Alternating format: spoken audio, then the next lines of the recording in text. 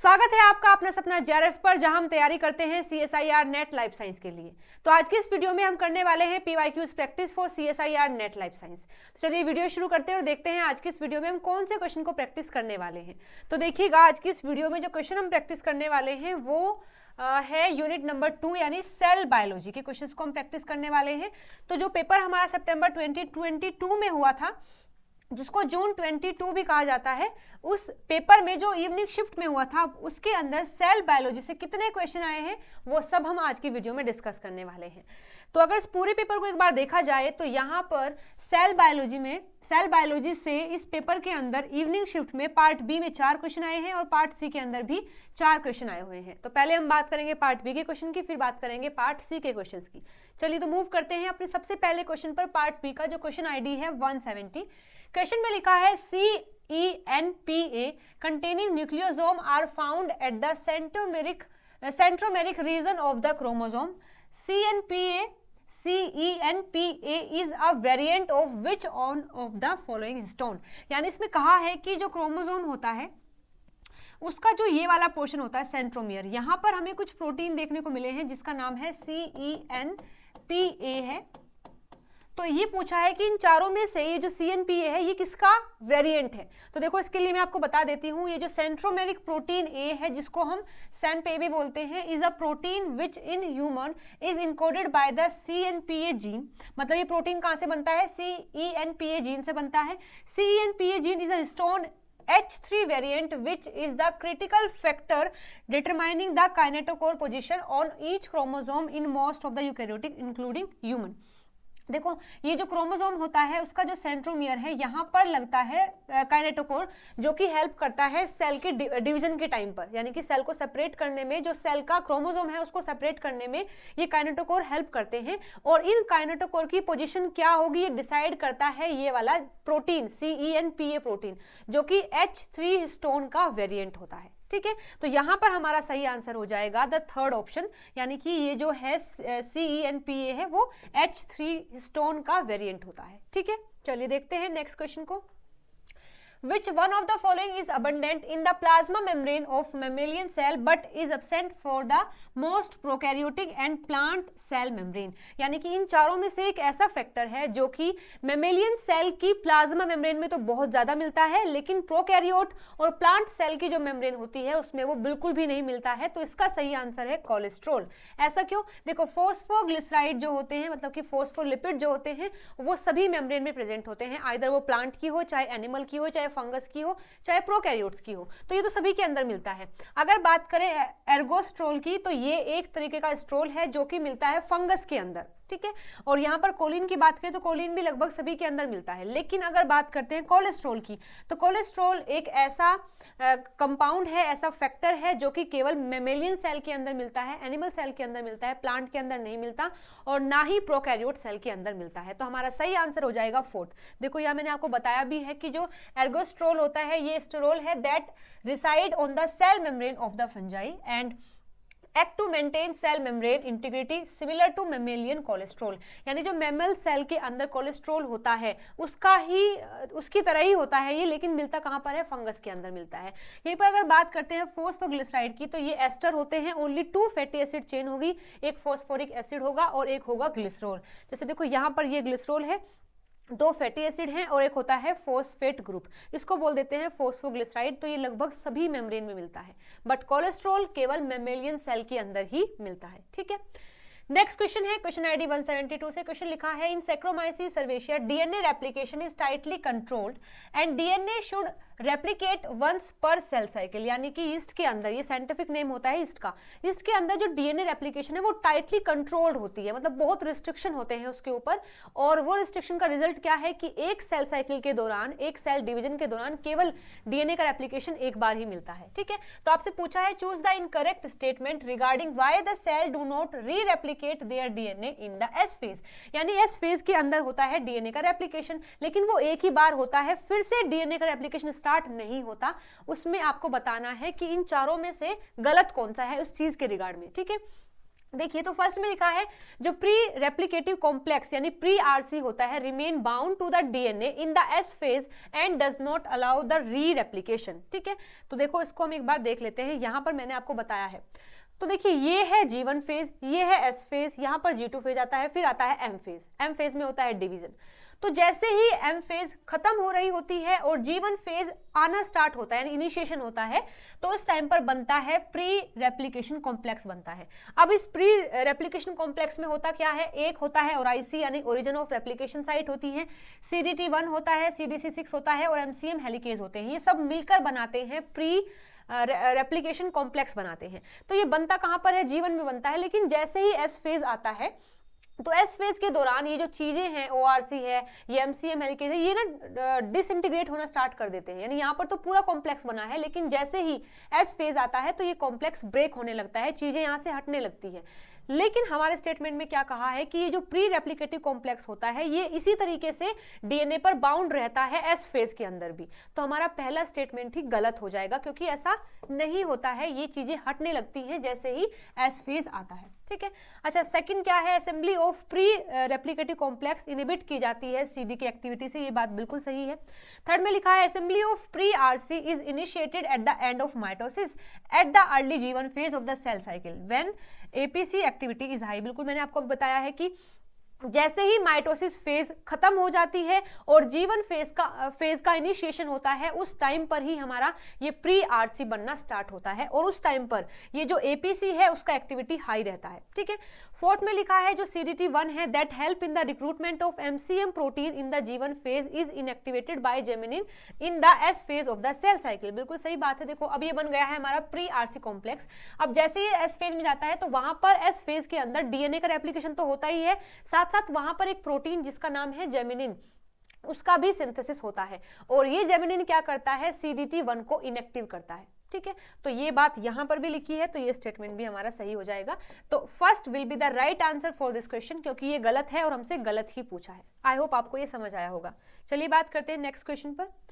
Yes, question ID है 173। Question दिया है to study the cell cycle progression for cultured mammalian cell one would typically not utilise. यानी कि अगर हम सेल साइकिल प्रोग्रेशन को कल्चर करना चाहते हैं, यानी कि हमारे पास क्या है, हमने कल्चर मीडियम लिया है और वहां पर मेमेलियन सेल है और हम ट्रैक करना चाहते हैं, स्टडी करना चाहते हैं उसके सेल साइकिल की प्रोग्रेशन को, यानी किस किस तरीके से सेल डिवाइड कर रहे हैं, सेल साइकिल चल रहा है। अगर हम ये बातें देखना चाहते हैं तो हमें यहाँ इन चारों में से कौन सी फैक्टर को यूज नहीं करना है। तो देखिए आर्टिफिशियल थाइमिडीन एनालॉग BRDU हम जरूर इस्तेमाल करेंगे अगर हम कुछ देखना चाहते हैं सेल के अंदर। दूसरा है काइनेज इनहिबिटर। देखो काइनेज इनहिबिटर एक ऐसा सेल सिग्नलिंग है सेल के अंदर जो कि सेल साइकिल को मोटिवेट करता है, सेल साइकिल को यानी कि स्टिमुलेट करता है। तो ये जो काइनेज होता है अगर उसका इनहिबिटर हमने यूज कर दिया तो हमारा सेल साइकिल प्रोग्रेशन होगा ही नहीं। हालांकि हम स्टडी करना क्या चाहते हैं, सेल साइकिल का प्रोग्रेशन, लेकिन अगर हमने ये काइनेज इनहिबिटर को ऐड कर दिया तो हमारा सेल साइकिल प्रोग्रेस करेगा ही नहीं। तो हम इस चीज को बिल्कुल भी यूटिलाइज नहीं करेंगे। ठीक है, फ्लो साइटोमेट्री जो होता है एक तरीके की टेक्निक है जिसमें हम पता करते हैं सेल के बारे में, तो ये भी हम यूज करेंगे और जो लाइव सेल इमेजिंग है वो भी हम इसको यूज करेंगे। लेकिन काइनेज इनहिबिटर को हम कभी भी यूज नहीं करेंगे अगर हम सेल साइकिल के प्रोग्रेशन को स्टडी करना चाहते हैं। ठीक है, हमसे पूछा भी कि क्या स्टडी क्या यूटिलाइज नहीं करना है। So second will be the right answer for this question. Okay, चलिए तो अब हम बात करेंगे पार्ट सी के क्वेश्चन की। पार्ट बी के अंदर 4 क्वेश्चन आए हैं, हमने बात कर ली है उनकी। अब हम देखते हैं पार्ट सी के क्वेश्चन की। तो देखो फर्स्ट क्वेश्चन हमें दिया हुआ है the actin binding protein regulate the microfilament turnover in a eukaryotic system, match the actin binding protein with their function. यहाँ पर आपको दिया है एक्टिन से जो बाइंड करते हैं प्रोटीन, जैसे कि कोफिलिन है, प्रोफिलिन है, थायमोसिन है और फॉर्मिन है। ये ऐसे प्रोटीन है जो बाइंड करते हैं एक्टिन से और यहाँ पर दिया है इन सभी का फंक्शन। आपको करेक्ट मैच करके बताना है कि कौन सा किसका फंक्शन है। ठीक है, चलिए सबसे पहले बात कर लेते हैं कोफिलिन की और प्रोफिलिन की। देखिए तो इस डायग्राम में आप देख सकते हो, देखो ये है हमारा पूरा जो माइक्रोट्यूब्यूल है, ये है इसका बार्ब एंड और ये है इसका पॉइंटेड एंड। इस एंड पर आकर ये जो एक्टिन है ये ऐड होता है और इस पर से हट जाता है। ठीक है, यहाँ पर जब ऐड करनी होती है चीजें तो देखो स्टार्ट हम यहाँ से करेंगे, पॉइंट 1 यहाँ दिया हुआ है। इसमें क्या है, मेरे पास है ये क्या होता है, ये एक्टिन है। अब ये कौन सा एक्टिन है, ये है एडीपी एक्टिन, मतलब ऐसा एक्टिन है जिससे एडीपी बाउंड है। तो ये एक्टिन क्या करता है, यहाँ पर ये एक प्रोटीन है जिसका नाम है प्रोफिलिन, ये जो सर्कल में दिया है ये प्रोफिलिन प्रोटीन है। ये क्या करता है, इस एडीपी जो एक्टिन है उससे बाइंड कर लेता है। देखा आपने, यहाँ पर ये क्या करता है, जो एडीपी एक्टिन है उससे बाइंड करता है प्रोफिलिन। इसके बाद फिर क्या होता है, जैसे यहाँ पर ये बाइंड कर लेता है, फिर ये इधर जाएगा, इधर जाने के बाद पहले ये कन्वर्ट होगा एटीपी में। देखो सबसे पहले ध्यान से समझो, यहाँ पर जो प्रोफिलिन है वो बाइंड करता है हमारे एडीपी एक्टिन से, फिर उसका कन्वर्जन होता है एटीपी एक्टिन में, फिर ये एटीपी एक्टिन जाता है यहाँ आकर बाइंड कर जाता है, और जैसे वो बाइंड करता है तो जो प्रोफिलिन है वो वहां से हट जाता है। ठीक है, तो हमने एक पॉइंट कर लिया है कि क्या होता है कि जो प्रोफिलिन है वो बाइंड करता है किससे, एडीपी एक्टिन से, और फिर उस एडीपी एक्टिन को कन्वर्ट कर दिया जाता है एटीपी एक्टिन में। ठीक है, चलिए पहले इसको ही मैच कर लेते हैं कि जो प्रोफिलिन है ये किससे बाइंड करता है, ये बाइंड करता है एडीपी एक्टिन से, और उसके बाद वहां एक्सचेंज होता है एडीपी का फॉर एटीपी के लिए। ठीक है, तो बी का हो जाएगा हमारा 1। ओके, इसके बाद देखो जैसे यहाँ एडिशन हो जाता है तो ये प्रोफिलिन निकलकर फिर से बाहर आ जाता है। फिर यहाँ पर जैसे ये हटने की बात आती है, यानी कि हमको उससे हटाना है एक्टिन को, तो फिर क्या किया जाता है, सबसे पहले जो जी एक्टिन था वो कन्वर्ट होता है जीडीपी एक्टिन में, यानी कि यहाँ पर तो क्या था, जीटीपी एक्टिन था, ये कन्वर्ट होता है फिर जीडीपी एक्टिन में, और फिर इससे बाइंड होता है एक प्रोटीन जिसका नाम है कोफिलिन। मतलब जब इसका हटने का नंबर आता है तो यहाँ एक प्रोटीन आकर बाइंड कर लेता है जिसका नाम है कोफिलिन। तो कोफिलिन ने भी किससे बाइंड किया है, जो जीडीपी या फिर एडीपी वाला जो हमारा एक्टिन है उससे बाइंड किया है कोफिलिन ने। ठीक है, चलिए तो एक बार फिर इसको मैच कर लेते हैं। कोफिलिन ने क्या किया है, किससे बाइंड किया है, इसने बाइंड किया है एडीपी एक्टिन से। ठीक है, तो ए का हो जाएगा सेकंड, तो ए का सेकंड है और बी का फर्स्ट है, तो अभी तक तो हमें बस केवल इसमें मिला है ये। चलिए अब बात कर लेते हैं फॉर्मिन की और थायमोसिन की। देखो यहाँ पर फॉर्मिन के बारे में इसमें तो नहीं लिखा है, आगे देखते हैं।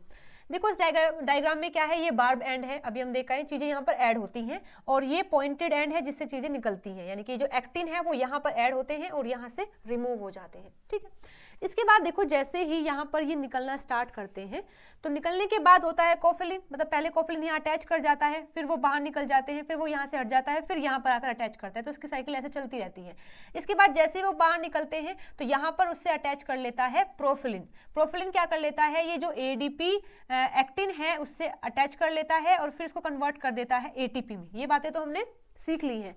अब देखो इसमें क्या लिखा है कि जैसे ही ये जो एडीपी एक्टिन होता है इसके पास दो तरीके होते हैं, एक तो वो यहाँ प्रोफिलिन से ऐड होकर यहाँ चला जाए, या फिर दूसरा तरीका ये भी होता है कि जब ये एटीपी में कन्वर्ट होता है यानी एटीपी एक्टिन होता है तो यहाँ पर एक दूसरा प्रोटीन है जिसको बोलते हैं थायमोसिन। ये थायमोसिन क्या कर लेता है, इससे बाइंड कर लेता है और बाइंड कर कर यहाँ ट्रैप कर लेता है, फिर इसको वो यहाँ नहीं जाने देता। ठीक है, इसको वो यहाँ नहीं जाने देगा, तो थायमोसिन ने क्या किया है, इसका फॉर्मेशन नहीं होने दिया है। ठीक है, तो एक बार मैच कर लेते हैं। देखो थाइमोसिन ने क्या किया है, थाइमोसिन ने करवाया है bind to ATP G actin and inhibit the addition of actin subunit to the filament. Exactly thymosin ने क्या किया है, उसने एटीपी जी एक्टिन से बाइंड कर लिया है जिससे कि वो एक्टिन फिर उस फिलामेंट से बाइंड ना कर सके, तो ये रोक लेता है। फॉर्मिन क्या करता है, फॉर्मिन फॉर्मेशन करता है, यानी कि वो जो अनब्रांच फिलामेंट है उसको असेंबल करने में हेल्प करता है। तो हमारा सी का हो जाएगा फोर्थ और डी का हो जाएगा थर्ड, यानी कि जो थर्ड ऑप्शन है will be the right answer for this question. I hope आपको ये समझ आया होगा। चलिए तो बात करते हैं अगले क्वेश्चन पर। Given below are a few step in clathrin coated vesicle formation in the secretory pathway. ये क्वेश्चन आया हुआ है क्लेद्रिन कोटिंग जो वेसिकल फॉर्मेशन होती है उसके रिगार्ड में। आपसे पूछा है choose the option that correctly identify the sequence of events in making a clathrin coated vesicles. यहाँ आपको 4 स्टेटमेंट दी हैं और पूछा है सही सीक्वेंस क्या है, यानी कि क्लेद्रिन कोटिंग वेसिकल फॉर्मेशन में किस तरीके से चीजें मूव करती हैं। तो सबसे पहले देखो क्या होता है, चलिए हम डायग्राम से समझ लेते हैं। यहाँ सबसे पहले होता है रिसेप्टर और ये होता है सिग्नलिंग मॉलिक्यूल। तो पहले उनका इंटरेक्शन होता है सिग्नलिंग मॉलिक्यूल का और उसके रिसेप्टर का। उसके बाद फिर यहाँ पर आता है क्लेद्रिन, क्लेद्रिन आकर बाइंड करता है, फिर वेसिकल बनता है, फिर वो सिक्रेट हो जाता है। उसके बाद जब वो जाता है तो फिर अनकोटिंग होती है, चीजें बाहर निकल जाती हैं, चीजों को यहाँ ट्रांसफर कर दिया जाता है। ठीक है, ये है क्लेद्रिन कोटिंग। चलिए एक बार देख लेते हैं। सबसे पहले क्या होता है, रिसेप्टर और लिगैंड का रिकॉग्निशन होता है और बाइंडिंग होती है, बिल्कुल सही बात है। उसके बाद फिर जो एडेप्टर प्रोटीन है और क्लेद्रीन है उसको रिक्रूट किया जाता है, ये भी सही है। फिर होता है वेसिकल का फॉर्मेशन, फिर होता है अनकोटिंग ऑफ द क्लेद्रीन, कोटिंग बिल्कुल सही है, सब सीक्वेंस में ही दिए हुए हैं, यानी ए के बाद होता है बी, बी के बाद सी और सी के बाद डी, तो ए बी सी डी, यानी कि जो फर्स्ट ऑप्शन है will be the right answer for this question. Yes, question ID है 223, क्वेश्चन दिया है to ensure proper segregation of chromosome during the mitosis the sister chromatid pair must be stably bi oriented on the mitotic spindle, यानी कि जब mitosis होता है तो अगर हम ये चाहते हैं कि वहां पर इक्वल डिस्ट्रीब्यूशन हो, जैसे कि जो क्रोमोसोम होता है इस तरीके से जो क्रोमोसोम होता है तो वो आधा पोर्शन यहाँ जा सके आधा इस तरीके से जा सके, तो इसके लिए क्या करना होता है, जो क्रोमोसोम है जो क्रोमेटिड होती हैं उनको बाई ओरिएंटेड प्लेस किया जाता है। एनिमल सेल के अंदर after nuclear envelope breakdown chromosome glide along the microtubules length with the help of the motor protein, यानी जब माइटोसिस में एनिमल सेल के अंदर क्या होता है, जब वहां पर जो न्यूक्लियर एनवेलप है जब वो डिसइंटीग्रेट हो जाता है तो सारे क्रोमोसोम बाहर आ जाते हैं, तो बाहर आने के बाद उन्हें कुछ इस तरीके से अरेंज किया जाता है कि जो माइक्रोट्यूब्यूल्स हैं यानी जो उनको सेपरेट करने वाले हैं जो स्पिंडल फाइबर होती हैं वो अच्छे से उन पर अटैच हो सके। When the chromosome reach the plus end of microtubules the kinetochore attach to the microtubules, तो जो क्रोमोसोम का काइनेटोकोर होता है, यहाँ पर जो काइनेटोकोर होता है उस पर बाउंड हो जाती हैं ये microtubules. Which one of the following is the correct option for the kinetochore microtubules attachment configuration that ensure proper chromosome segregation. इन चारों में से आपको बताना है कि कौन सा अरेंजमेंट हो किसका, हमारे काइनेटोकोर का और माइक्रोट्यूब्यूल्स का, जिसकी वजह से बिल्कुल इक्वल डिस्ट्रीब्यूशन हो सके क्रोमेटिड का। ठीक है, तो एक बार मैं आपको इस क्वेश्चन को फिर से बता देती हूं कि इसमें कहा क्या है।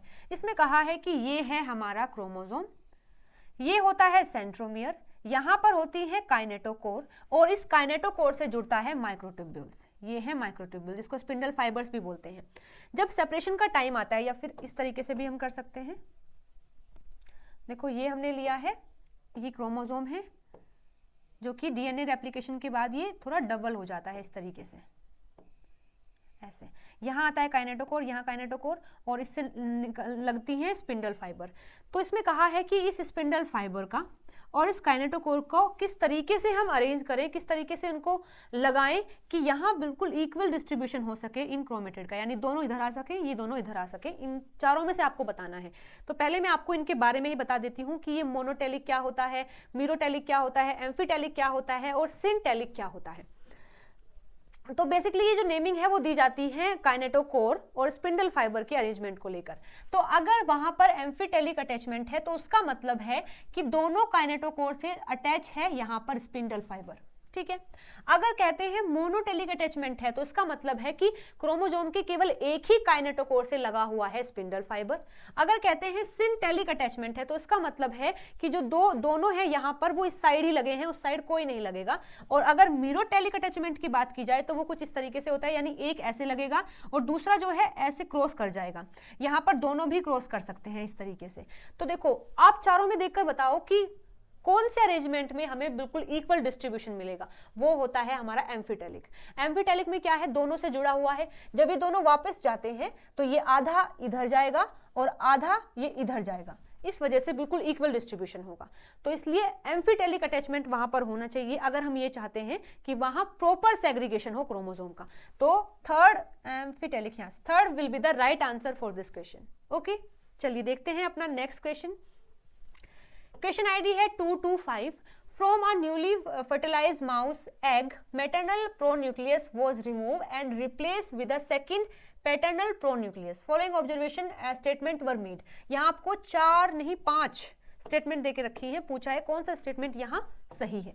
अच्छा, कंडीशन क्या है चलिए देख लेते हैं। कंडीशन दिया हुआ है कि आपके पास एक जाइगोट था। अब हमें पता है कि जाइगोट मतलब फर्टिलाइज्ड एग था। हमें पता है फर्टिलाइज्ड एग में क्या होता है, एक मेल के साइड से जो न्यूक्लियस है वो होता है और एक फीमेल की साइड से जो न्यूक्लियस है वो होता है। तो अब फिलहाल हम बोलते हैं प्रो न्यूक्लियस बोलते हैं। तो ये फादर का प्रो न्यूक्लियस है और ये मदर का प्रो न्यूक्लियस है। तो इसमें कहा है कि यहाँ पर जो मदर से आया है न्यूक्लियस उसको रिमूव कर दिया गया है और फिर वहां पर क्या रखा है, कोई दूसरा पैटर्नल प्रोन्यूक्लियस रख दिया है। यानी कि इसको किस तरीके से चेंज किया गया कि यहाँ फादर का जो प्रोन्यूक्लियस था वो तो था ही ऑलरेडी, अब इसमें मदर का हटाकर फिर से फादर का ही लगा दिया है। ठीक है, मतलब यहाँ पर भी 2 न्यूक्लियस है, यहाँ पर भी, लेकिन डिफरेंस क्या है, यहाँ एक फादर का था एक मदर का था, लेकिन यहाँ दोनों ही फादर के हैं। तो अब क्या इफेक्ट होगा ये आपको ऑप्शन के थ्रू जाना है और बताया है कि कौन सा स्टेटमेंट सही है। देखो फर्स्ट में लिखा है this will result in the formation of a androgenetic embryo और this will be result in the formation of gynogenetic embryo. इन दोनों में क्या डिफरेंस है, एंड्रोजेनेटिक एम्ब्रियो का मतलब होता है एक ऐसा एम्ब्रियो जिसके पास दोनों ही जो फादर का न्यूक्लियस है वो आता है, और गाइनोजेनेटिक एम्ब्रियो का मतलब है कि एक ऐसा एम्ब्रियो जिसके अंदर जो दोनों न्यूक्लियस हैं वो कहां से आए हैं, मदर से आए हैं। तो अब अगर दोनों फादर से आए हैं तो कौन सा एम्ब्रियो बनेगा, एंड्रोजेनेटिक बनेगा, ना कि गाइनोजेनेटिक। तो बी ऑप्शन हो गया गलत और ए हो गया हमारा सही। अब देखो ये जो कंडीशन है क्या ये सुटेबल है, बिल्कुल भी नहीं है। हम सभी जानते हैं कि एक बेबी की फॉर्मेशन के लिए, एक एम्ब्रियो की फॉर्मेशन के लिए हमें क्या रिक्वायरमेंट होती है, कुछ जीन हमें मदर के चाहिए, कुछ जीन हमें फादर के चाहिए, तब जाकर ही वहां पर एक इक्वल कंट्रीब्यूशन होता है और एक नॉर्मल एम्ब्रियो की या फिर एक नॉर्मल ऑफस्प्रिंग की फॉर्मेशन होती है। लेकिन यहाँ पर ये कंडीशन तो नॉर्मल है ही नहीं क्योंकि दोनों ही फादर के आ गए हैं। तो ये जो एम्ब्रियो है ये कभी भी एक नया बेबी फॉर्म नहीं करेगा, उससे पहले ही इसका डेथ हो जाता है। ठीक है, तो देखिए यहाँ सी में लिखा है the embryo will not survive beyond mid gestation since parental genome serves distinct complementary function due to variable imprinting pattern. बिल्कुल सही बात है कि ये जो एम्ब्रियो तो बन जाता है लेकिन ये एम्ब्रियो आगे ग्रोथ नहीं कर पाता, मिड गेस्टेशन के बाद ही, मतलब मिड गेस्टेशन के बाद ही उसकी क्या हो जाती है, सर्वाइवल बंद हो जाता है, वो मर जाता है। क्यों होता है ऐसा, क्योंकि जो पेरेंटल जीनोम होते हैं मदर का और फादर का, उनका अलग अलग क्या होता है, फंक्शन होता है उस एम्ब्रियो की फॉर्मेशन के लिए कि वो प्रॉपर ग्रोथ करता रहे। वहां पर कुछ जीन फादर के जरूरी होते हैं और कुछ मदर के होते हैं, लेकिन यहाँ केवल फादर का है, तो इस वजह से मिड गेस्टेशन के बाद ही ये जो एम्ब्रियो है सर्वाइव नहीं कर पाता है। ये बात बिल्कुल सही लिखी है।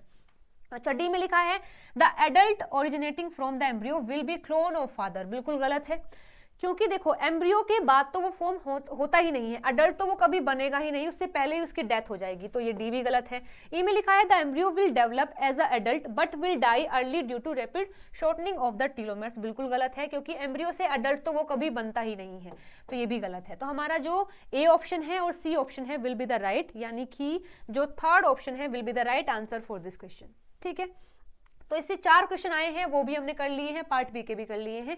आई होप आपको वीडियो पसंद आई होगी, अगर आई है तो लाइक शेयर सब्सक्राइब जरूर से कर देना। Thank you.